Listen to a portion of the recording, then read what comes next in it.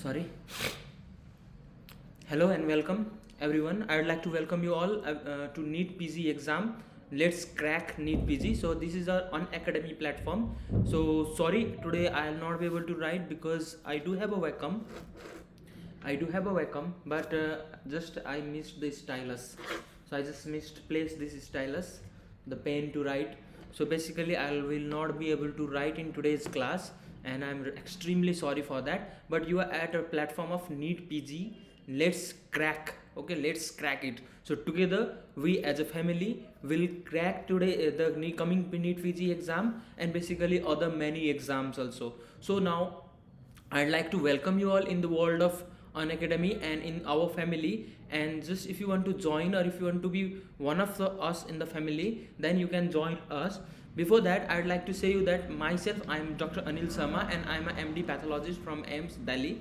Basically, I have been teaching some of the important topics to you all at Unacademy platform, and I would like to welcome you all in our family of Unacademy. Basically, how can you come or join our family? It's very simple way. Just go and install our app, Unacademy Learning app. So this Unacademy Learning app, basically this learning app you can install by searching it in Google search. And now after installing, you can subscribe. You can be our you can subscribe our plus or iconic feature. Okay, so now this plus feature, basically what you get is, in plus feature is, you will get live classes, the live classes like which I'm giving you now. So this basically live classes, there are a lot of teachers along with me, they are giving their live classes. Okay, and believe me, the best faculty in India is giving you live classes. Basically best faculty, that means I don't want to say that I am best faculty. Basically in pathology you have like Preeti ma'am, or you have like even our basically best faculty of pathology, they are giving you live classes. Okay, then you have live tests and quiz, you have batch courses. So basically what I feel is best thing is live test. Okay, live test and test series and quizzes. Okay, that is best important point of any kind of examination preparation. Okay, and in iconic you will be getting prep ladder also. So that prep ladder basically have its own video lectures, and the very important what I feel is question bank, previous year questions. See, I myself, I don't even know the names of coaching centers. Remember, believe me, I don't even know names of coaching centers, because I myself did no coaching anywhere. I just joined test series. Okay, and that I have never done any theory coaching in any institute basically. So that may be I'm not a rank 1 holder also, but yeah, you can clear exams. Okay, so now it's important, question bank is important, live classes are also important, but what I feel is question bank and test series are very important thing you need to know, and self studies. Okay, then we have handwritten notes also. These are again very important thing. So you can get this with iconic setting, iconic subscription. Okay, so now how much you need to pay? So basically for 12-month subscription you are paying 55,000 rupees. This is around 4,583 rupees per month. With, if you apply my promo code, come and apply my promo code ANLIVE. So ANILIV, this promo code will give you 10% discount. Now this 10% discount basically will result into 49,500. that is around 5,500 rupees benefit. That is, you are paying 4,125 per month. Okay, 4,125 per month, which will give you prep ladder plus the video lectures in NEET PG by well-known teachers, and even the video lectures of prep ladder. So this is a very profitable deal. Okay, this is a very profitable deal. Basically those who are preparing for internship, they can go for 12-month subscription, and they are those who are doing internship, and they can get this 24-month subscription in 69,300 rupees. This is again a very cheap deal. For 2 years you will be getting all the classes. And remember, it's at Unacademy, the teachers, basically what I feel is, and what I do is, I also teach according on the basis of practical exams and viva and all. Okay, so the final years students, they can also join this. That will help to get clear through their final year exam also, and also get through NEET PG also. Okay, so the both you have ek tir se do nishan. Now coming to the plus subscription, so plus subscription you will get our Unacademy plus subscription. So this has 1 month, 3 months, 6 months, 12 months, 18 months, 24 months, 36 month subscription, and the 12 month subscription, 24 month subscription costs 40,000, which after applying my code ANILIV will give you the, you need to pay 36,000, that is 4,000 rupees less, okay, around 1,500 per month, which is around 50 rupees per day. That is not a big deal. 50 rupees per day is a very small amount for lot of video lectures, MCQs, and lot of things are done in this plus subscription. Okay, we have special classes and the best faculty in India teaches you that. So when I'm talking about faculty, so see, some of the example is like Dr.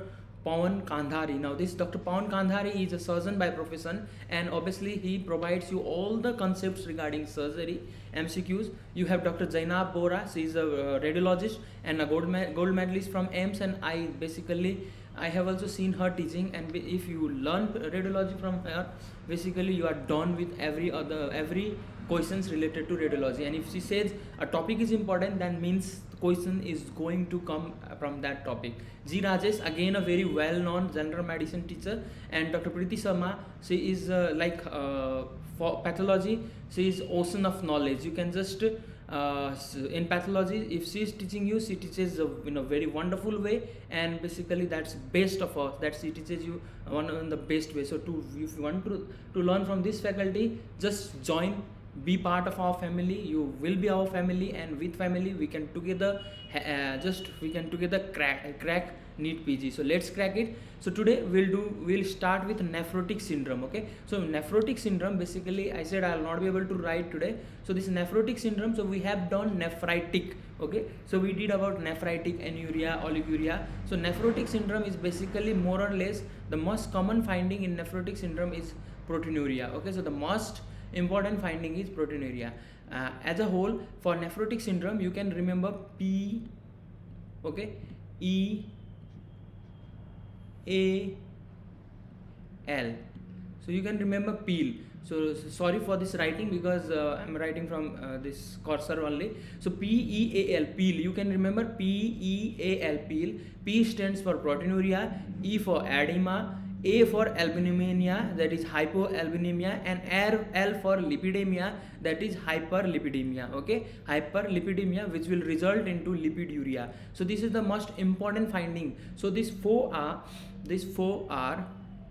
the most common finding for nephrotic syndrome, and these three, caste, lipiduria, hypercoagulative states, they are the other findings, plus findings, which you can get in nephrotic syndrome. So there are in nephrotic syndrome altogether 7 clinical findings, in which the four are very common finding. So proteinuria of greater than 3.5 gram per 24 hour or per 1.73 meter square. So this is about the definition of proteinuria.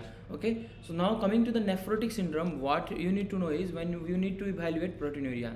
So proteinuria, basically on the basis of urine dipstick, you can do if there is albumin +1, +2, +3, they say. Okay, so basically proteinuria, if you see on the urine dipstick, what you need to do is you need to quantify that proteinuria by 24-hour urine excretion. Okay, so you have to quantify that by 24-hour urine excretion, and also you need to see by albumin to creatinine ratio. Okay, albumin to creatinine ratio, ACR, we call it ACR, on the first morning sample of urine. Okay, so that is done on first morning sample of the urine. So when we talk about quantification of 24-hour urine protein, what you can get is moderately increased albuminuria. So previously this was known as microalbuminuria, and this is known as macroalbuminuria. Okay, so now in the new basically in new book it has been written moderately increased albuminuria. So moderately increased albuminuria is 30 to 300 milligram per deciliter, that is 30 to 300 milligram per gram. Okay, so this units you need to remember, Then in the severely increased albuminuria is basically 300 to 3500 milligram per deciliter, okay, or 300 to 3500 milligram per gram, okay. So basically this is again increase in albuminuria. This is macroalbuminuria, and for the nephrotic range it should be more than 3500 milligram per deciliter, or you can say it's a 3.5 gram per deciliter, okay. So this you need to remember. These are the very important numerical things which you need to remember about proteinuria. So proteinuria is all about 330 and 35, okay. Proteinuria is all about 30 and 3500. You can remember that, 30 and 35. So that is basically, so 30 to 300 basically that is moderately increased, less than 30 is normal, 300 to 3500, 300 to 3500 basically that is severely increased macroglobinuria, which we call it previously. So basically now don't get confused with units. It is milligram per deciliter is also 300 to 3500, or milligram per gram is also that same thing, okay. Now coming to the, so now what you do if it is moderately increased, okay, so that is microalbuminuria. So you can consider diabetes, early diabetes, essential hypertension, or early stage of glomerulonephritis, especially with RBC cast, okay. Now if it is severely increased, and you can also see RBCs or RBC cast on urinalysis, then what you can do is we have also in your book, which books, basically this Harrison's, you can see there is also a table which says about how you will interpret RBC and RBC cast in a urine. So what you need to do is all this disease you should consider all this disease. Along with this, you will be considering myeloma associated kidney, okay, myeloma and nephropathy, okay. For myeloma and nephropathy, what you need to do, you need to check UPEP, urinary protein electrophoresis, okay. You need to check urinary protein electrophoresis, so you need to do. Then other important differentials are intermediate proteinuria, postural proteinuria, congestive heart failure, fever and exercise, okay. So in case of macroalbuminuria, so macroalbuminuria, okay, diabetes, hypertension and nephritis will be the cause, but along with that there will be most important cause will be myeloma associated kidney disease, okay. Myeloma associated kidney disease, we know very well myeloma associated kidney disease, plasma cell disorders, okay. So now coming back to the another so whenever it is above the nephrotic range, so then the most common cause are like diabetes, amyloidosis, minimal change disease, focal segmental glomerulosclerosis, membranous glomerulopathy and IgA nephropathy. So these are the important findings of nephrotic syndrome above the nephrotic range, okay. So you need to know about the proteinuria. Now the primary cause of nephrotic syndrome is one, minimal change nephropathy, focal glomerulosclerosis, membranous nephropathy and hereditary nephropathies, okay. So these are the primary causes, and the secondary causes can be the rest of all causes which you have learned till now. Like in nephritic syndrome we talked about different, so even secondary causes like diabetic nephropathy, the other infections like HIV, HCV, HBV, okay, those are infections, parvovirus, paraproteinemia, preeclampsia. So these all are the secondary causes of nephrotic syndrome. Along with the secondary causes, remember, along with the secondary causes, all the immune mediated nephrotic syndrome which you saw, nephritis which you saw, which we learned in previous classes, they also cause nephrotic syndrome, like lupus, vasculitis, NK positive vasculitis, Burgess disease, Goodspasture syndrome, glomeruli, acute post-infectious nephritis, extramembranous glomerulonephritis, membranoproliferative glomerulonephritis, thrombotic microangiopathy. This all are each and every topic we have covered in previous class, okay. So these all are the secondary causes of nephrotic syndrome. Now another important thing which you need to know is so this most common about the nephrotic syndrome. So the most common cause in children of nephrotic syndrome is minimal change disease, okay. In children it is minimal change disease. In adults, okay, and those also white adults, and even our in our setting it is membranous nephropathy, okay. It's membranous nephropathy is most common cause of nephrotic syndrome, okay. So the most common cause of nephrotic syndrome in children is minimal change glomerulonephritis.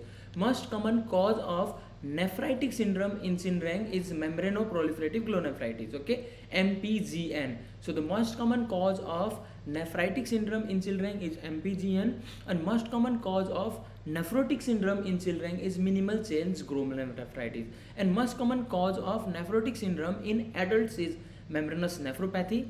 Okay, now most common cause of nephrotic syndrome in African ancestry is basically focal segmental glomerulosclerosis. Okay, so focal segmental glomerulosclerosis, whenever we are talking about an African ancestry, they are associated with focal segmental glomerulosclerosis with the mutation in ApoL1 gene. Okay, so the mutation in mostly in ApoL1 gene. So now this line is basically important whenever a examiner need to set a tricky question. Okay, when an examiner need to set a tricky question, then obviously suppose an African guy, okay, an African guy, he marries an Indian girl, and basically the baby is born and is admitted in your hospital, okay, with increase in nephrotic syndrome. Which of the following is most common cause? Which of the following can be the most common cause? And then you can be given minimal change glomerulonephritis, focal segment. Then your answer will be focal segmental glomerulosclerosis,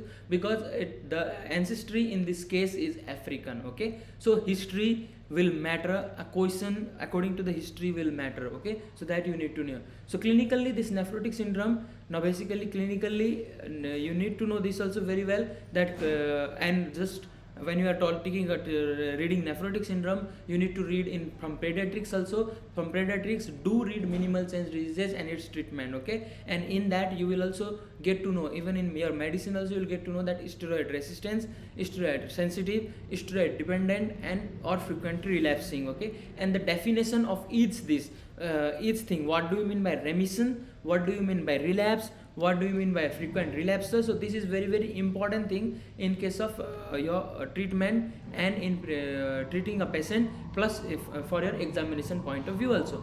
So remission, what is remission? Remission means your urine albumin is nil or trace. Okay, so aapka urine albumin, so basically this all relapse, remission, they all are associated with your treatment and urine albumin. Okay, urine albumin after treatment. So basically if after treatment you see zero or nil urine albumin for 3 consecutive early morning specimen, then you say that it is remission. Okay, it is remission. Then relapse, for relapse what you do, there is urine albumin that is also 3 plus or 4 plus, or proteinuria is greater than 40 milligram per meter square per hour for 3 consecutive early morning specimen have been in remission previously. So previously so for relapse you need to know, relapse होने के लिए क्या चाहिए, पहले तो patient remission में चला गया, लेकिन after remission he is showing 3 plus or 4 plus of urine and plus or proteinuria greater than 40. Okay, that you need to remember. So the line here is, remember, और ये और proteinuria और में है, so this can be या कोई, and दोनों में से कोई भी finding, and the sample should be on 3 consecutive early morning specimen. Frequent relapser are 2 or more relapse in initial 6 months or more than 4 relapses in any 12 month. Okay, so any 12 month, so शुरू के 6 month में ही 2 और ज़्यादा relapse हो गए, और like in first 6 month there is only 1 relapse, but in the next 6 month he have 3 relapse. Okay, so basically that will also be frequent relapse.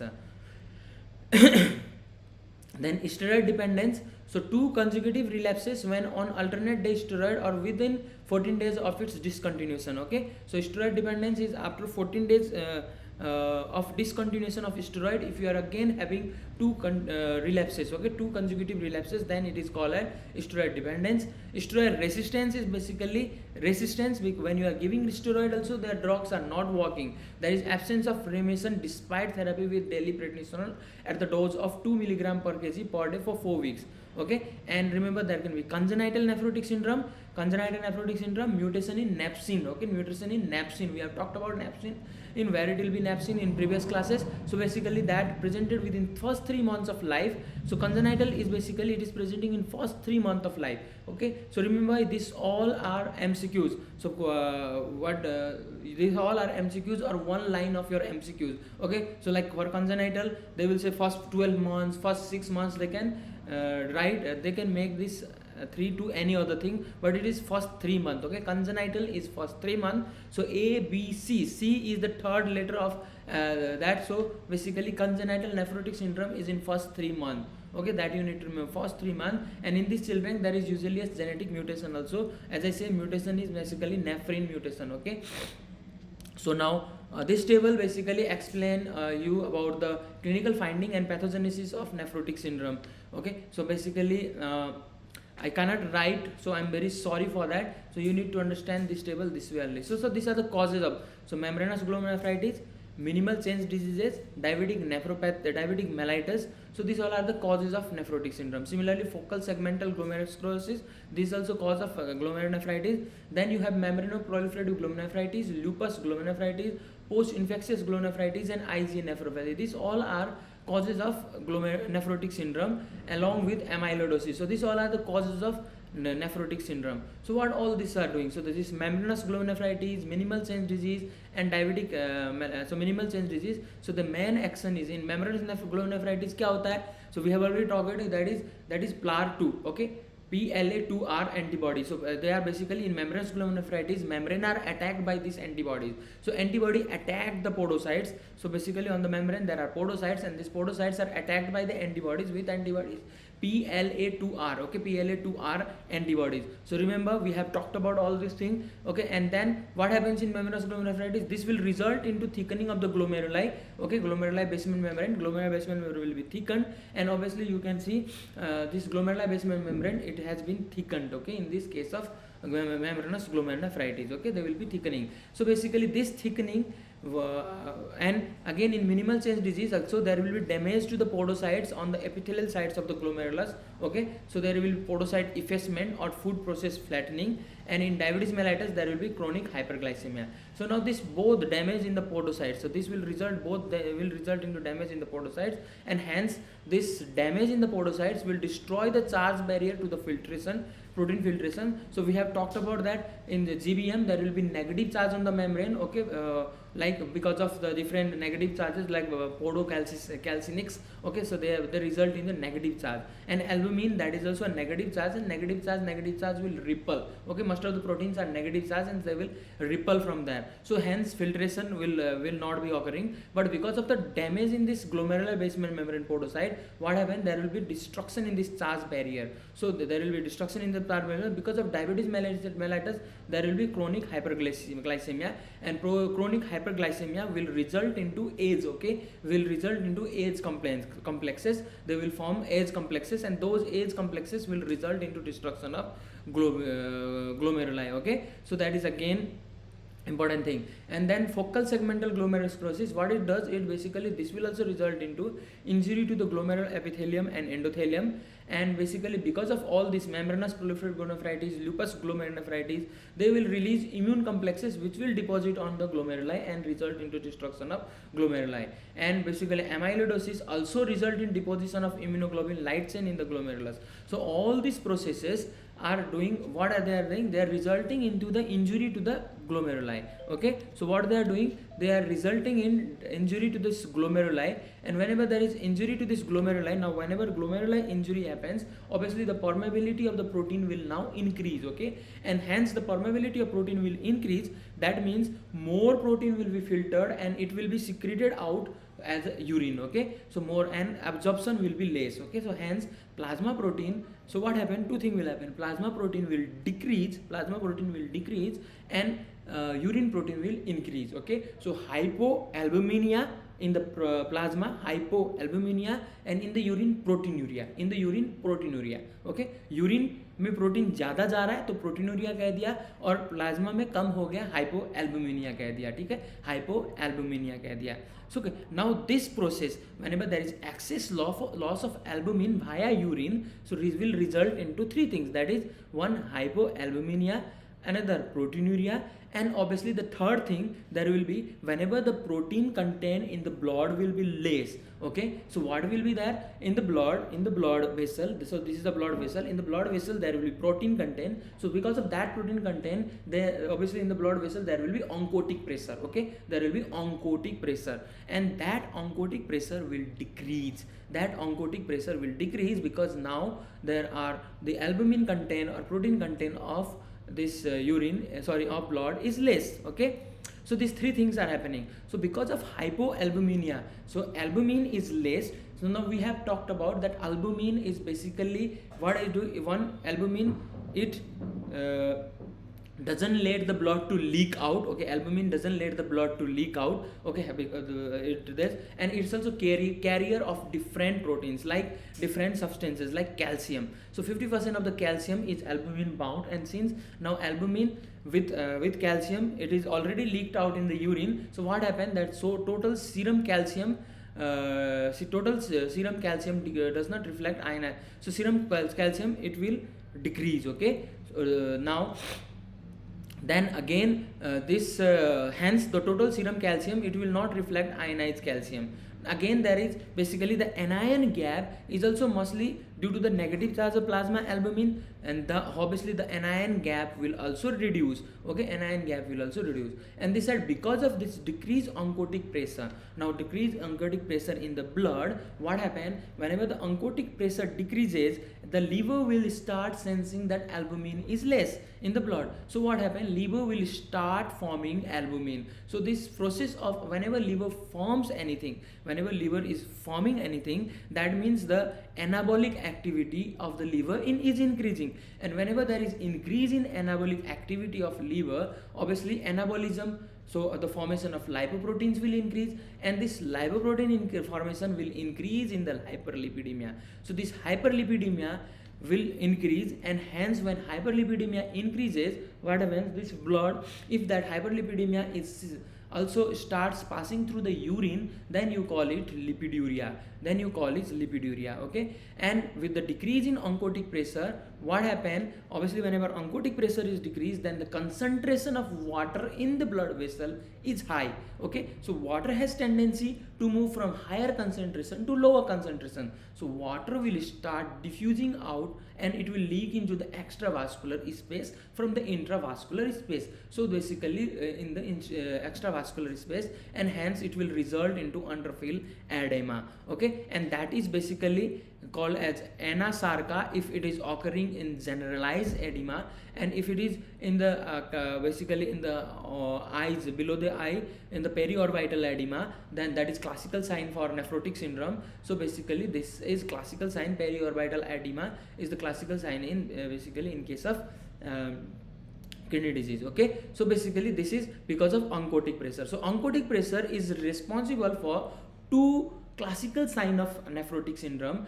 that is edema and hyperlipidemia. Edema and hyperlipidemia because of this decreased oncotic pressure. And oncotic pressure क्यों decrease होगा, because albumin in the blood have decreased. Okay, albumin क्यों decrease हुआ, because albumin is filtering out of the urine, because filtering out of the urine क्यों हो रहा है, because there is injury to the glomerulus. So glomerulus में injury क्यों हो रहा है, because of some podocytopathies, that is injury to the podocytes, or because of some secondary causes, that is because of immune complexes or some disease processes of viral induced disease processes and all. Okay, so now you have one more thing, one more concept now left is basically whenever there is damage to your glomeruli, and obviously the albumin, they are filtering out of the urine से बाहर निकल रहा है, and the albumin in the blood is less. Okay, so now when the glomerulus filtration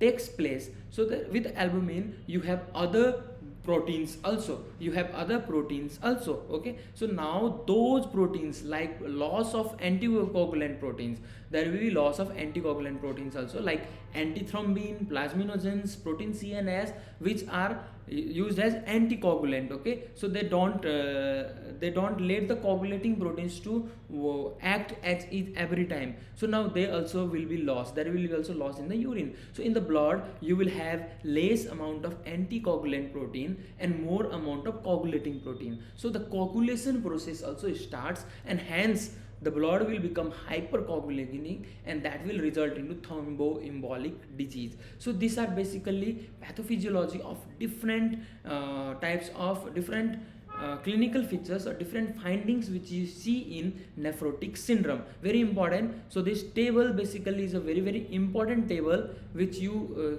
can see, and obviously this table is explaining each and every concept behind the nephrotic syndrome and its clinical features. Okay, so you need to remember this table, very important table, and this table basically is explaining each and everything regarding your nephrotic syndrome. So now let's come to the some pictorial part we have already discussed. So this basically is your basement membrane, and this basement membrane have basically three layers.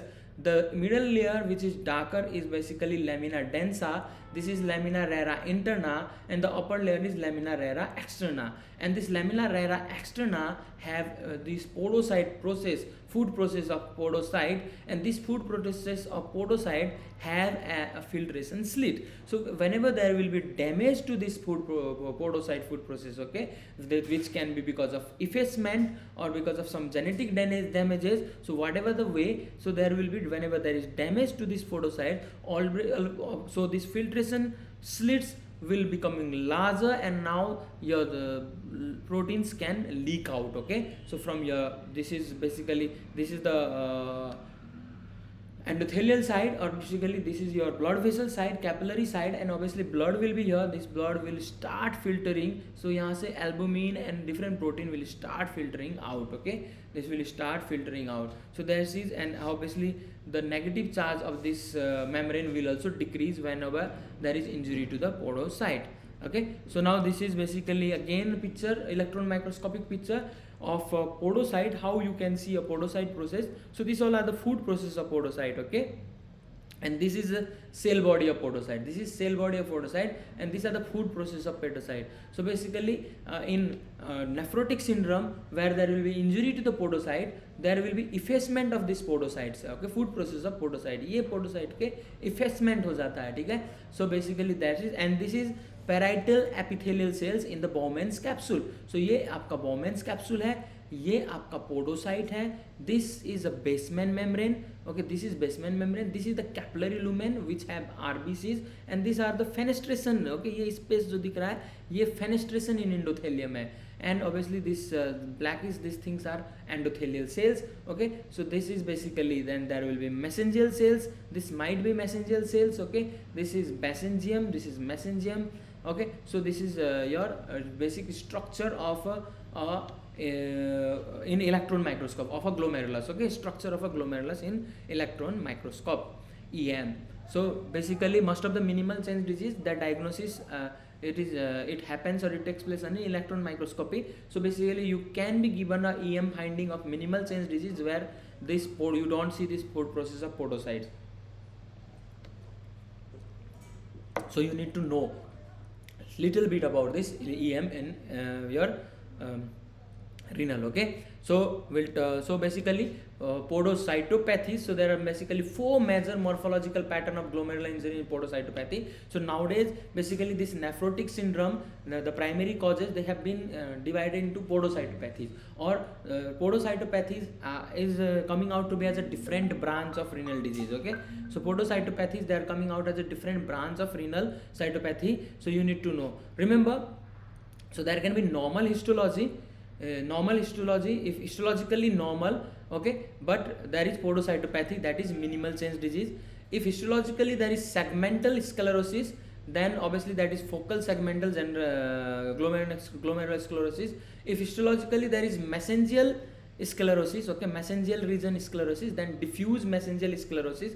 And if there histologically there is collapsing of GBM, then basically you can see that is in collapsing glomerulopathy. So these are the 4 common type of glomerulopathy you can see in case of podocytopathies. Okay, so these are the 4 common type of podocytopathy you see in today's you see nowadays in the kidney glomerulonephritis. So remember those podocytopathies are basically some problem with the podocytes. There may be either effacement of podocytes or injury to the podocyte, okay, that can take place. So firstly, coming to the minimal change disease. So minimal change disease, we have already talked about that most common cause of minimal change disease is idiopathic. So remember, most common cause of minimal change disease is idiopathic. Most common cause of nephrotic syndrome in children is minimal change disease. Okay, so basically 70 to 90% of nephrotic syndrome in childhood is minimal change disease. Okay, and in adults they can occur in 10 to 15%. Remember, minimal change disease, there is microscopically you find no changes, and there are no or little microscopic and IF. In IF also immunofluorescence abnormalities also are like not present in minimal change disease. There will be effacement of the podocytes. So podocytes food process, there will be effacement. Usually they are idiopathic, okay. Involves loss of glomerular negative charge. We have talked about the pathophysiology of nephrotic syndrome. There will be circulating permeability factors, and also it can be caused by some secondary diseases like virus, drug, and lymphoma. So etiology, when we come forward etiology, the most common cause is idiopathic. The other can be inherited, like non-syndromic if inherited, like NPHS1 or MPHS2, okay. This is nephrin S1 and nephrin S2. Then there can be syndromic, like limb girdle muscular dystrophy. Then it can also be because of some reactive causes like Hodgkin's disease. Immunological stimulation can also cause this minimal change disease, and medications associated like NSAIDs, gold, penicillinamide, lithium, interferon alpha, and basically your pemidronate. So this all can also cause your nephrotic syndrome, minimal change disease, okay, minimal change disease. So basically clinical issue we have already talked about, that minimal change disease, the most common thing you will see will be nephrotic syndrome.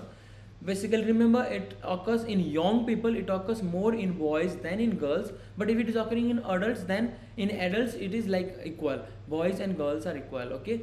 90 to 95% responds to corticosteroids and can present as acute renal insufficiency in adults, okay, this nephrotic syndrome.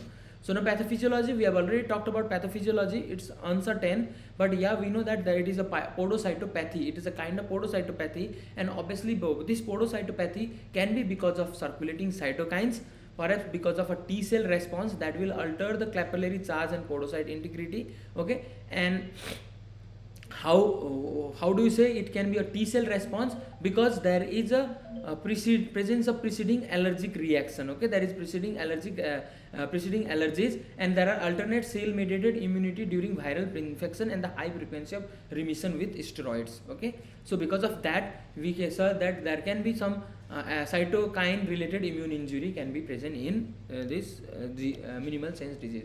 So but see microscopy, we have already talked about that they were normal glomerulus by microscopy. So glomeruli are normal.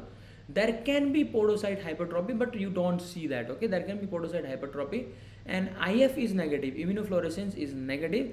Yeah, you can see focal IgM and C3 deposition, but remember IF is mostly negative in case of minimal change disease, okay. So the main thing you can see is in electron microscope you can see podocyte food process effacement, okay, swelling and microvillus transformation. Slit diaphragm will be lost, that is loss of slit diaphragm, and there will be normal glomerular basement membrane, no deposition. So in glomerular basement membrane there will be no deposition in case of minimal change disease, okay. So now this is a question. So a 4-year-old child presents with nephrotic syndrome. So basically first you see by the age and the clinical symptoms, you will always think it's a minimal change disease, and a renal biopsy shows no light microscopic changes. Again, light microscopic changes are not seen, so again this is going towards a minimal change disease. Ultrastructure changes are shown in the picture. So ultrastructure changes, so this is a basement membrane, this is an RBC, these all are the endothelial cells, okay. So here you on the epithelial region there should be podocytes, but there are no podocyte, food process of podocyte are not present, okay. So which of the following immunofluorescence finding would be most likely present? So what will be the IF present in this? So basically this is a podocytopathy, most commonly because of age, and the finding it is a nephrotic syndrome. So this is a nephrotic syndrome, and in nephrotic syndrome what do you get as an IF? So as IF you don't get anything, so there will be absence of C3 and IgG deposits, okay. So there will be absence of C3 and immunoglobulin deposits in case of nephrotic syndrome, because in nephrotic syndrome IF also don't have any finding, okay. So remember this this can be asked regarding minimal change disease. So easy question, if you know everything about minimal change disease, if you don't know then you are stuck कि what क्या होगा answer, ठीक है. So now how do you treat? So basically you need to remember this important line, 30% of the cases are spontaneous remission, okay. So there can be spontaneous remission in these cases. Steroid is the hallmark of the treatment. Non-responders you can do biopsy, okay. So we have already talked, the primary responders are those there will be complete remissions, okay, after a single course of prednisolone. There is urine albumin is zero in remission, okay. Steroid dependent patient and relapse as their steroid dosage tapered. We have all talked about this all thing. What are the frequent relapses? Okay, frequent relapses, we know basically that there are 2 or more than 2 relapses within 6 months or more than 4 relapses within 12 months, okay. So basically adults, they are not considered steroid resistance until after 4 months of therapy. 95% of children will develop a complete remission after 8 weeks of steroid therapy. 80 to 85% of adult will achieve complete remission, but only after a longer course for 20 to 24 weeks. Now this also becomes a good question, because in children within 8 weeks you can get complete remission, but in adults you need 20 to 24 weeks. Okay, that is again important. And patient with steroid resistance, so if you are finding steroid resistance in minimal change disease, then try to do focal segmental glomerulosclerosis biopsy and see whether it's a focal segmental glomerulosclerosis. Okay, that is important. Prednisolone is basically the first line therapy, either given daily or it is given alternate day. You can give immunosuppressive drugs like cyclophosphamide, chlorambucil, mycophenolate mofetil. Basically this is for the frequent relapse and steroid dependent patient or steroid resistant patient. But remember, cyclosporin can induce remission, but relapse is also common with cyclosporin is withdrawn. The long term prognosis in adult is less favorable when acute renal failure or steroid resistance occur. Okay, that is again important line which you need to know about minimal change disease and their treatment. Now coming to the focal segmental glomerulosclerosis, so this is another primary cause of nephrotic syndrome. So focal segmental glomerulosclerosis. So focal segmental, so as you remember, this is a glomeruli, and focal segmental basically what I said, there will be lobules of capillary tops, there will be lobules of capillary top. Okay, so it will be focal and involving the segmental region only. Okay, so focal segmental glomerular scar that involves some but not all glomeruli. So clinical finding of focal segmental glomeruli is also again proteinuria that you need to know. So now, what are the causes of focal segmental glomerulosclerosis? So focal segmental glomerulosclerosis, there will be primary focal segmental glomerulosclerosis. Okay, the primary causes, that is renal is the primary causes, and there can be secondary focal segmental glomerulosclerosis. And secondary focal segmental glomerulosclerosis, there can be viruses like HIV, hepatitis B, parvovirus, hypersensitivity nephropathy, renal reflux nephropathy, cholesterol emboli, drugs like heroin, analgesic, bisphosphonate, ecstasy, oligomenophrenia. So this bisphosphonate is very important. Bisphosphonate induced focal segmental glomerulosclerosis, renal dysgenesis, Alport syndrome, sickle cell disease, lymphoma, radiation nephritis. And there can be familial podocytopathies like MPHS1 mutation, that is nephrin, MPHS2 mutation, that is podosine, TRPC6 mutation, that is cationic channel, ACT-N4 mutation, that is actinin. Okay, so we have talked about, just you go and see my podocyte structure, all these proteins are present there. Okay, and where are they present, you know very well. I have already talked about all this type of protein in my previous classes. So the pathogenesis of this way, again it is a multifactorial, but again it can be that T cell mediated circulating permeability factor, they increase the urokinase receptor level and transforming growth factor beta mediated cellular proliferation and matrix synthesis, and podocyte abnormalities associated with genetic mutation. Okay, so there can be genetic factors, there can be T cell as a factor. Okay, and as I said, there can be in ApoL1 locus there can be mutation. Basically with this is seen in African Americans only. Okay, these are the three important things. There can be genetic mutation, TGF and ApoL1 mutation. And it has basically, when we talk about pathology, it has 5 variants. One is NOS variant, that is not otherwise specified. Okay, so the random distribution of adhesion is seen. Then there can be TIP variant, which is adhesion at the inlet of proximal tubule. Then there can be perihilar variant, that is adhesion around the hilum. There can be cellular, that is luminal occlusion by endocapillary hypercellularity, and collapse, that is collapse and hypercellularity of the podocytes. Okay, podocytes hypercellularity बढ़ गया. So this is basically collapse variant. It's seen in for collapse glomerulopathy. It is seen in case of what is AIDS, HIV/AIDS. Okay.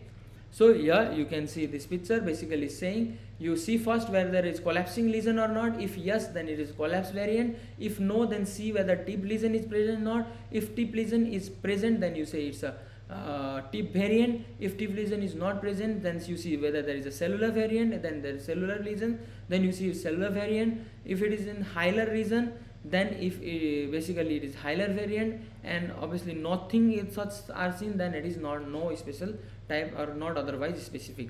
So that is the classification of focal segmental glomerulosclerosis. So in focal segmental glomerulosclerosis, we have already talked about the microscopy, that there will be segmental region, there will be adhesion or hypercellularity. I have already talked about, when we talk about glomeruli, we see that hypercellularity, whether hypercellularity has increased intracapillary or extracapillary. In intracapillary also, whether it is diffuse type of hypercellularity or focal hyper, and in focal segmental glomerulosclerosis there will be focal hypercellularity, okay, focal hypercellularity, and obviously there you can see hyaline can also deposit in that adhesions, okay, hyaline can also deposit in that adhesions, and hence there will be food process effacement, and obviously there will be IgM and C3 in the segmental scars.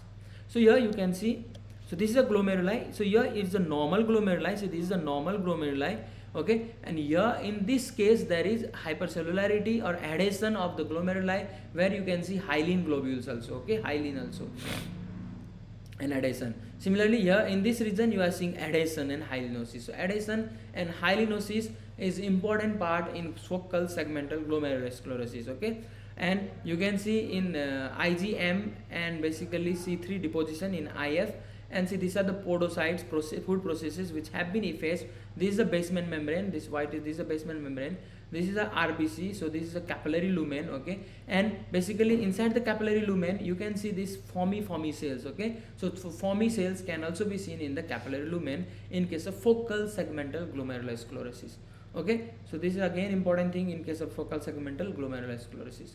Treatment, so focal segmental glomerulosclerosis, they, unlike minimal change disease, which 30% of the cases they can remit spontaneously, they don't undergo, the spontaneous remission doesn't take place. You need to use renin-angiotensin system inhibitors, okay, inhibitors of renin-angiotensin system, okay, and you can use steroid also, but steroids are not as responsive as in minimal change disease, okay, so they are not responsive as in the minimal change. Proteinuria remits in only 20 to 45% of the patients who are taking steroids over 6 to 9 months, but relapse frequently occur after cessation of cyclosporine therapy. Cyclosporine itself is deteriorating for the renal function, so it has a nephrotoxic effect, so cyclosporine cannot be used promptly in case of focal segmental glomerulosclerosis. And now another important point, this focal segmental glomerulosclerosis, it can recur into 25 to 40% of the patient of allograft, okay, so you have allografted, okay, allografted a patient in stage renal disease, so that patient can have focal segmental glomerulosclerosis again in case of 20 to 45%, okay. Now remember, in recurrent post-transplant focal segmental glomerulosclerosis, many patients will achieve a full partial remission with plasmapheresis. The treatment of secondary focal segmental glomerulosclerosis typically involves treating underlying cause and controlling proteinuria. There is no role of steroids or other immunosuppressive agent in secondary focal segmental glomerulosclerosis. So again remember, obviously there is role of steroids in case of primary focal segmental glomerulosclerosis, but there is no role of focal segmental glomerulosclerosis in case of secondary focal segmental glomerulosclerosis. So in case of secondary focal glomerulosclerosis, there is no role. So this line becomes a very important point for your exam. Membranous glomerulonephritis. So now coming to the third type of glomerulopathy, that is membranous glomerulonephropathy, or also called as glomerulonephritis, okay. So this can be also primary and secondary. So basically primary membranous glomerulonephritis, or the main lesion in the kidney, and now the secondary is, we have already talked about that secondary membranous glomerulopathy can be caused by, the most important which you need to remember is hepatitis B virus, okay. So hepatitis B virus, it can be caused by hepatitis C also, but it is more associated with hepatitis B, and hepatitis C is more associated with membranoproliferative glomerulonephritis, okay. That is important thing. Another important association of membranous glomerulonephritis is, so membranous glomerulonephritis is cystosomiasis. So this S here will represent your cystosomiasis. So this is again important thing, that it is associated with cystosomiasis, okay. Then it can be associated with some cancers like breast, colon, lung, stomach, kidney, esophagus and neuroblastoma, okay. Malaria is important in case of membranous glomerulonephritis. Okay, autoimmune disease, you know very well, all the autoimmune disease can be secondary cause of membranous glomerulonephritis, and there can be other systemic diseases which are important in case of membranous glomerulonephritis, okay. So this table you need to remember, one question can be asked, but you need to remember that hepatitis B is associated with membranous glomerulonephritis, hepatitis C is associated with MPGN, okay, that is important. So the primary membranoproliferative glomerulonephritis, it is basically autoimmune glomerular disease which is characterized by diffuse. Now basically we have already talked about membranous proliferative. So membranous proliferative glomerulonephritis, when we talk about IF, so our IF comes, this membranous come from M is MLA, that is it is fine granular capillary wall deposition. Fine granular capillary wall deposition is seen in case of membranous proliferative glomerulonephritis IF, and in electron microscope it is subepithelial deposition. Subepithelial deposition in case of membranoproliferative glomerulonephritis. Okay, and because of that subepithelial deposition of immune complex or PLAR antibody, hence there is destruction of the podocytes, hence this is a podocytopathy. Because of that only it is a podocytopathy. Okay, so the peak incidence is basically 30 to 50 years. So this is the most common cause of nephrotic syndrome in case of adults. Okay, and male to female ratio is to 2:1, and basically this is rare in childhood, and basically most common cause of nephrotic syndrome in adults is membranous glomerulopathy. Okay, remember. Now as already I said, the autoantibody is against PLAR2, that is PLA2R1, which are present on the podocytes. Okay, so this is basically most important autoantibody. You can have autoantibody against thrombosporin type 1 domain also, which contains 7A. So this can be another, but it is only in case of 5%. The most important is PLAR2-1. Okay, so you can see in thrombosporin type 1 domain also, and they can be congenital, but they are rare. Okay, they are rare. If it is congenital, it is because of MME antibodies. Okay, clinical, we know basically we are reading it in nephrotic syndrome. So nephrotic syndrome is the most important clinical symptom. Okay, and peak age is 30 to 50 years old. Okay, and basically 33% of the cases they end into renal diseases, end stage renal diseases. Microscopically we have talked about this, that obviously you can see diffuse thickening of glomerular capillary wall. Okay, glomerular capillary wall will thicken because of subepithelial deposition. Okay, subepithelial deposition, you can see thickening of the glomerular capillary wall, and obviously because of thickening of the glomerular capillary wall, what happened, and the subepithelial deposition, because of subepithelial deposition you can see spikes on the basement membrane. Okay, you can see spikes. So this spike will be seen by PAS or John's methamine silver stain. Okay, so PAS is a very important stain for in renal, and also JMS is also very important stain in case of renal diseases. Okay, IF we have already talked about. There will be basically diffuse granular but fine diffuse granular deposition along the glomerular basement membrane, and that will be staining for IgG and C3. Okay, IgG and C3. Remember, you can have other deposition of IgG4 also. Electron microscope, there will be subepithelial deposition, we know very well, and because of this subepithelial deposition there will be spike of glomerular membrane. Okay, and this you need to know. And basically remember, if there is subendothelial deposition or there is tubulo-reticular inclusion, then you should think of membranous lupus nephritis. Okay, now coming to the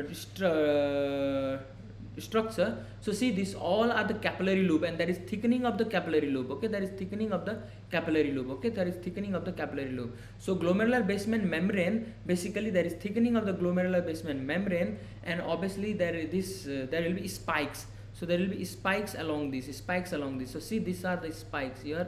यहाँ पे ये spike बाल जैसे निकल रहे हैं ना, spike. So this spike can be seen in because of glomerular basement membrane. Okay, deposition.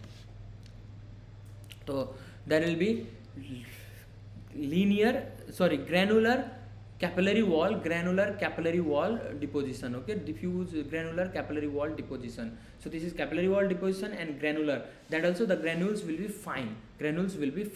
Okay, and basically there will be subepithelial deposition. See, this is the basement membrane. The white is जो दिख रहा है ये basement membrane है, and here you can see subepithelial deposition above the basement membrane. Okay, capillary loop के basement membrane के ऊपर subepithelial deposition. This blackish color is our subepithelial deposition. Okay, so these all are the food processes, and obviously your food processes have been effaced. Okay, so this finishes our talk about membranous glomerulonephritis. Now another important cause of nephrotic syndrome is diabetic nephropathy. So it's a secondary cause of glomerulopathy, or it is secondary cause of nephrotic syndrome. But diabetic nephropathy is again very important, and you need to know, that can be asked in your exam. Okay, so diabetic nephropathy, again it is like that of nephrotic syndrome. So what happened, basically this is a renal disease which is caused by diabetic mellitus type 1 and type 2. So what happened in this, there will be thickening of the GBM. So whenever you are saying thickening of GBM, so the first diagnosis or the first thing which should come in your mind is diabetic nephropathy. Okay, so there will be thickening of GBM. So there are altogether classically 4 findings which you see in case of diabetic nephropathy. One, there is thickening of the GBM, so there will be thickening of the GBM. Then there is expansion of the mesenterium, so there will be expansion of mesenterium. Then there will be nodular diabetic glomerulosclerosis. Okay, nodular diabetic glomerulosclerosis, and there will be arterial hyalinosis and arteriosclerosis. So these are the 4 major findings which you see in case of diabetic nephropathy. Okay, one, diabetic glomerulosclerosis. So we just start from the basement membrane. Okay, so thickening of the basement membrane, mesenterium, there will be mesenterial expansion, diabetic glomerulosclerosis, arterial hyalinosis, and arteriosclerosis. Okay, so these are the important 4 findings in case of diabetic nephropathy. Okay, so why there is expansion of mesenterium? Expansion of mesenterium due to the accumulation of extracellular matrix. Now remember, this is again an important line. Expansion of mesenterium is due to the accumulation of extracellular matrix. And if there is expansion of mesenterium, if mesenterium is expanding, if you are not getting what is mesenterium, just go to my previous basic class of this renal. It's a wonderful class. I assure you, you will just feel happy, and you will understand everything about renal diseases and renal basic. So just if you see expansion of mesenterium, then remember that correlates with the clinical manifestation of diabetic nephropathy. So this becomes an important line. So which of the findings among these 4 findings, that is in the GBM thickening, expansion of mesenterium, diabetic glomerulosclerosis, nodular glomerulosclerosis, and arterial hyalinosis, among these 4, expansion of mesenterium correlates with clinical manifestation of diabetic nephropathy. Remember, with clinical thickening of GBM does not correlate. Okay, remember, this is an exam question which will be asked about diabetic nephropathy, first question. Okay, so now another important thing which will be asked about diabetic nephropathy is, when does this appears? Basically, when you are talking about type 2 diabetes, okay, when you talk about type 2 diabetes, then you can see this after the diagnosis of type 2 diabetes, after 1 to 2 years, you can see this finding of diabetic nephropathy. You start finding of morphological changes in the kidney. Why? Because type 2 type 2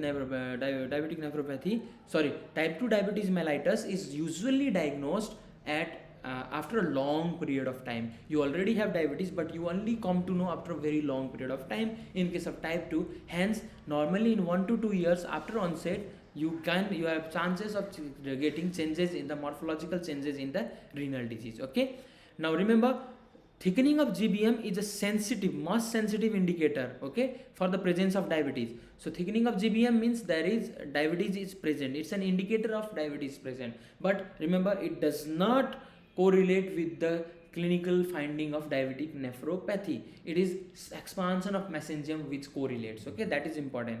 And remember, another important thing is there is loss of heparan sulfate. This heparan sulfate is necessary for the negative charge of the filtration barrier, and hence there will be increase in the filtration of the serum protein. That is mostly you see microalbuminuria. Okay, microalbuminuria in case of diabetic nephropathy. So etiopathogenesis. So diabetes basically is a multifactorial process, but you can see it is because of inadequate glycemic control is the most important contributor, or hyperglycemia is the most important contributor, or you can see inadequate glycemic control is the most important contributor. Okay, so basically you remember both the initiation and maintenance. For that you require hyperglycemia. So if you have a better glycemic control, then diabetic nephropathy can be stopped. Okay, so removal of hyperglycemic state as in successful pancreas transplantation can cause regression of diabetic nephropathy lesion. That is important point you need to know. So what this hyperglycemia does, So this hyperglycemia, it will cause increase in accumulation of AGE, okay, that is advanced glycosylated end products. So this advanced glycosylated end products are formed because of non-enzymatic glycosylation of the proteins, okay. So non-enzymatic glycosylation of the protein will result into AGE products, and these AGE products basically they affect the GBM, the collagen and the matrix proteins, okay. So what they do, they result in injury and also remodeling. So they will result into the protein cross-linking, they will increase in the synthesis of transforming growth factor, vascular endothelial growth factor, insulin growth factors, and all they will start forming fibrosis, they will start forming new vessels and all, okay, you know very well. And binding of the AGE to cell surface receptor RAG, it will increase intracellular oxidative stress will also increase, and that will result into injury to the mitochondria, and again go to a general pathology. And when you say general pathology, obviously reduction in ATP, oxidative stress, they are all responsible for basically your injury or like necrosis and apoptosis, okay. So there will be pancytopenia via apoptosis, okay, because of the injury. So the second thing what this AGE product do, they activate protein kinase. Second thing what this hyperglycemia will do, so the hyperglycemia will activate protein kinase C, okay. So this, when there is protein kinase C is activated, what will be there will be increase of diacyl glycerol, okay. DAG is increased, okay, along with there is increase in sorbitol production and fructose, and this increase will increase in the matrix production, okay. So the matrix production will start increasing, and also hyperglycemia will induces defects in mitochondrial electron transport. We have already said that hyperglycemia can result into the oxidative stress, okay, and that can result into your defect in the mitochondrial electron transport, okay. So basically genetic factors are also responsible. So the most important of them is basically renin-angiotensin system genes, okay, such as angiotensin converting enzyme, angiotensinogens, and angiotensin 2 type 1 receptors, okay. So these are the most important one. There are again some like superoxide dismutase 1 gene, CCR5, CNDP1 genes, PPARG2 genes, glucose transporter 1, and apolipoprotein E. These all are genetic factors which are responsible or which plays role in diabetic nephropathy, okay. Then there can be some of the cardiovascular and hemodynamic factors which can result into diabetic nephropathy, because they will result into glomerular hyperfiltration observed in early diabetic mellitus. This will promote extracellular matrix accumulation of increased transforming growth factor beta 1, okay. So this also is an important finding in case of your diabetic nephropathy. So one of the important thing you see is pancytopenia. So basically this pancytopenia will also pancytopenia occurs because of oxidative stress, AGE, fatty acids, paroxysm proliferative activating receptors, and it will be detected by WT1 immunostains, and this pancytopenia correlates with proteinuria, okay. Other factors like smoking, hyperlipidemia, low vitamin D levels are also responsible for podocytopathies or diabetic nephropathy. So how does it present? So remember, microalbuminuria is the earliest manifestation of diabetic nephropathy. This is again a question you are asked, okay. So microalbuminuria, we know very well, 30 to 300 milligram per deciliter, milligram per day in fact, or milligram per gram, okay. You need to remember this. And basically typically occurs greater than 5 years after onset of diabetes mellitus, microalbuminuria, and it predicts loss of renal function and is associated with progression to end-stage renal disease, okay. So it will predict loss of function and it is associated with progression to end-stage renal disease. So degree of glomerular hyperfiltration will correlate with the subsequent risks of clinically significant nephropathy, okay. So how much glomerular hyperfiltration is occurring, that much there will be increased significant nephropathy chances will increase, okay. So this table again is a very important table which is saying about the microalbuminuria is basically, you know, it's 330 to 300. This you need to know. Proteinuria, it's greater than 300, okay. This you need to know. Then you need to know about the ACR ratio, albumin creatinine ratio, which is basically 30 to 300 or less than 30 in case of normal, and 30 to 300 in case of your microalbuminuria, and greater than 300 in case of proteinuria. Diabetic protein 1 plus or TRAS is microalbuminuria, 3 plus is proteinuria, and 24-hour urine protein greater than 150 is known as proteinuria. Okay, this you need to know. So microalbuminuria is a potent risk factor for cardiovascular event and death in patient with type 2 diabetes. Okay, so whenever type 2 diabetes patient, if they have microalbuminuria, then the risk factor for cardiovascular event increases. Okay, and remember, before you find out, okay, before you find out or before you get proteinuria, that is protein in the urine more than 150, the patient can succumb because of cardiovascular diseases or events. Okay, that is again very much important. And remember, proteinuria you only see after 5 to 10 years after the onset of early albuminuria. So when you see early albuminuria, after for 5 to 10 years after, you will see proteinuria in that patient. Okay, so testing protocol you need to remember. So you need to remember that currently recommended to test patient type 1 diabetes patient, you should test test for microalbuminuria is 5 years after diagnosis. So in type 1 it normally takes 5 years. After the 5 years you will get microalbuminuria. For type 2 you need to test on the day which you the patient gets diagnosed as type 2 diabetes mellitus, because you don't know from when he is having type 2 diabetes mellitus. Okay, and then after that you need to, after first testing yearly, you need to check for microalbuminuria. Okay,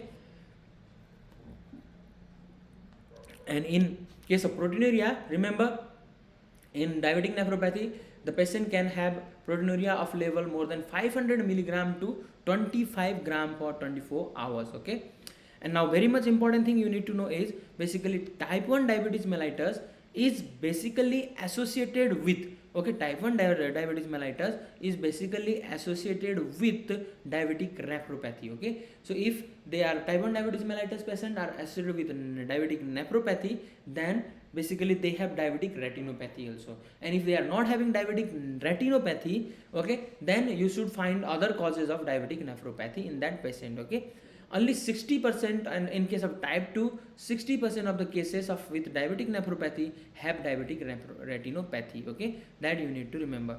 And remember that there is a significant correlation between the presence of retinopathy and presence of Camelston-Wilson nodules, which are seen in case of diabetic nephropathy. Okay, so characteristically the advanced diabetic nephropathy, they have basically, now remember, this is again a very high yield point. In case of diabetic nephropathy, what happened, the kidney is basically either normal, grossly the kidney is either normal, or the size is increased. Okay, and when you talk about other glomerular disease, in contrast to other glomerular disease, the kidney size will be decreased. Okay, size usually decrease in other glomerular disease, but in case of diabetic nephropathy, the kidney size is normally either it is increased or is normal. Okay, so that is very high yield point. After the onset of proteinuria, renal function is inexorably decline, with 50% of patients reaching renal failure over 5 to 10 years. So 5 to 10 years the patient can reach into renal failure. Okay, and remember, to reach up to the end stage renal disease, it normally takes about 10 to 20 years after the first appearance of microalbuminuria. Again a high yield point, after the first appearance of microalbuminuria, it nearly takes about 10 to 20 years for the patient to reach to end stage renal disease. Okay, that is another important thing. Then you can see acute pyelonephritis and papillary necrosis can also occur. Okay, in case of diabetic nephropathy, and also it is associated with papillary necrosis and nephrocalcinosis. Okay, very high yield point. Now laboratory tests, what you can do hemoglobin A1C levels, or you can do cysteine C, okay, to monitor early renal function declines.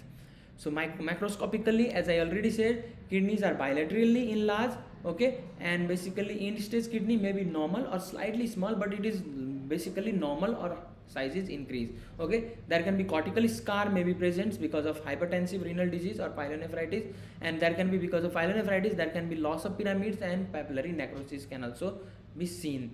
Microscopically, very important, earliest change is diffuse GM thickening. Okay, but diffuse GM thickening doesn't correlate clinically with your diabetic nephropathy.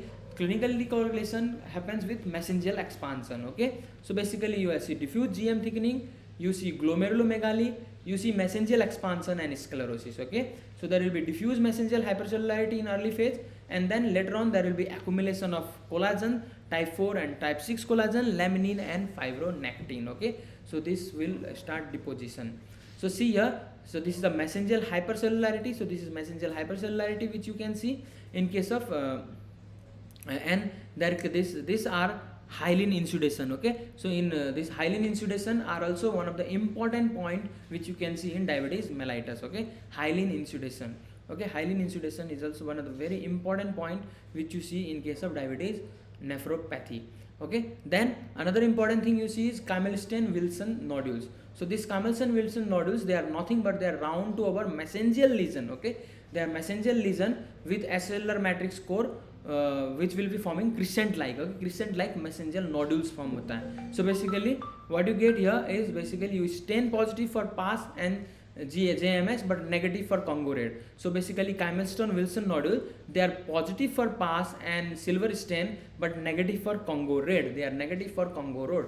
Okay, diabetes mellitus KW nodules are positive for PAS and JM stain. So you can be given as there is, you are seeing a nodule in the glomeruli, you see a nodule in the glomeruli which is positive for silver stain. Which of the following is the diagnosis? Okay, you can be given there is nodule in a glomeruli and which of the following is the diagnostic. So you can give, you the options can be given like amyloidosis, diabetes mellitus. Okay, amyloidosis, diabetes mellitus. Then you can be given another options like immunotactoid glomerulonephritis and febrile glomerulonephritis. So basically the answer to this will be diabetic mellitus. Okay, Congo red will be positive for amyloidosis will be positive for Congo red. Okay, but Camelston-Wilson nodule KWN, they are negative for Congo red, negative for Congo red. So this is classical Camelston-Wilson nodule. So this is a classical Camelston-Wilson nodule seen in diabetic nephropathy. Okay, diabetic nephropathy. Then you can see microaneurysm.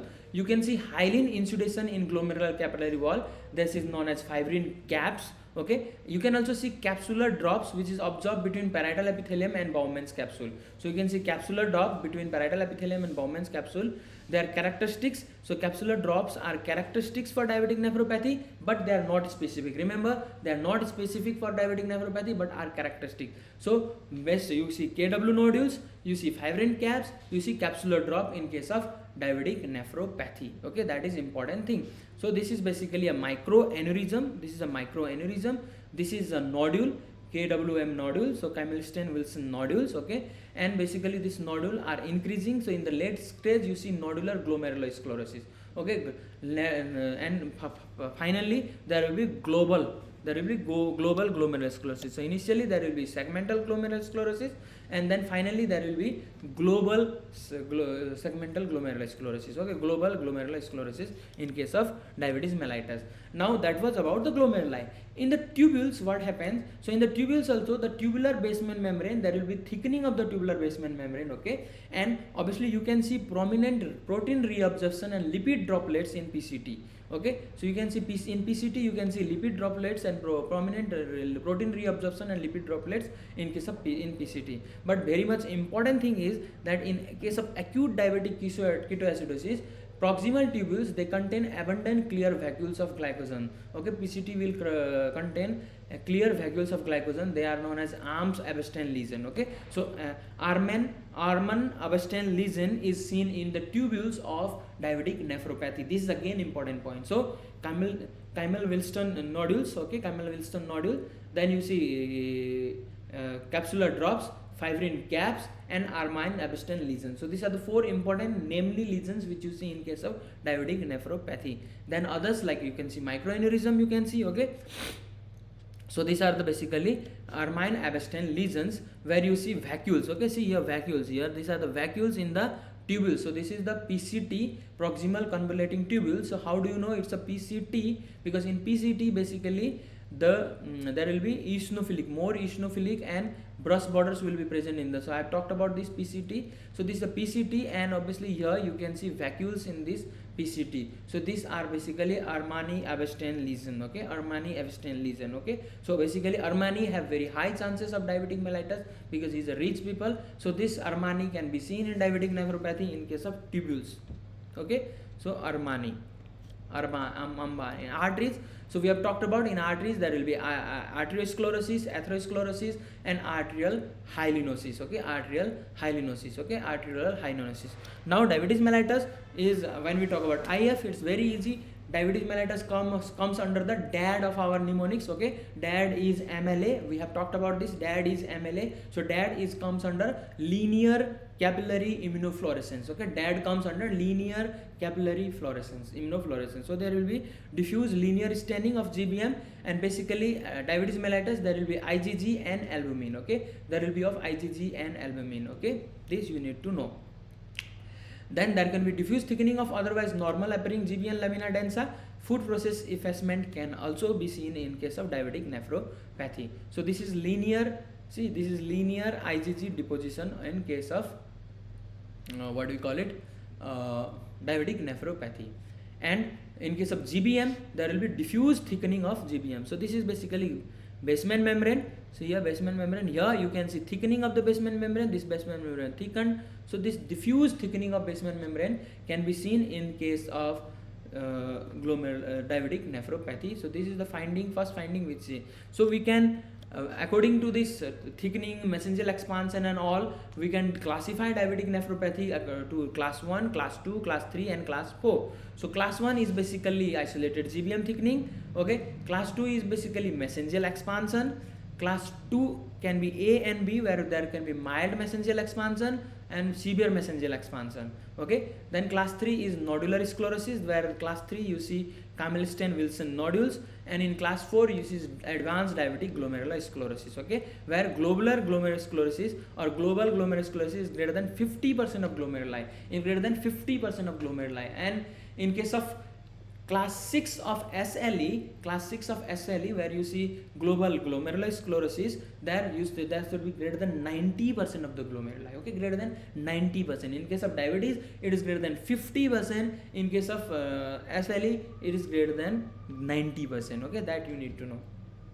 So this completes our topic regarding nephrotic syndrome. Okay, this completes our topic regarding nephrotic syndrome.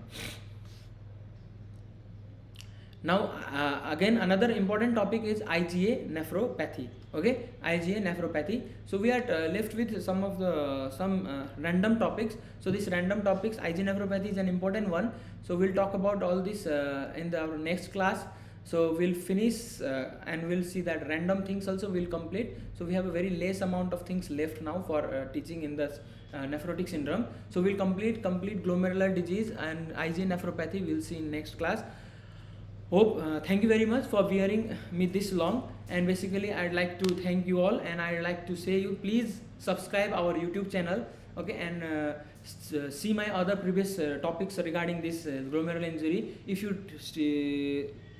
read from the day 1 classes, okay, then you will know that you will be understanding the topic matter very well, and basically you will able to catch all things which I am saying today. Okay, some of the things you might not be understanding what I said, but obviously this all are I have talked about the basic structures and basic things in my first and second classes. So you can go and see those classes, and then you will understand this. So this is a very important topic, very easy to understand. Okay, if you put your little bit of brain in, at least more easier than the movie Tenet. So understanding movie Tenet is really headache. So basically it is easier than understanding the Tenet. So basically you can subscribe to our YouTube channel. You can also contact us through our Telegram channel.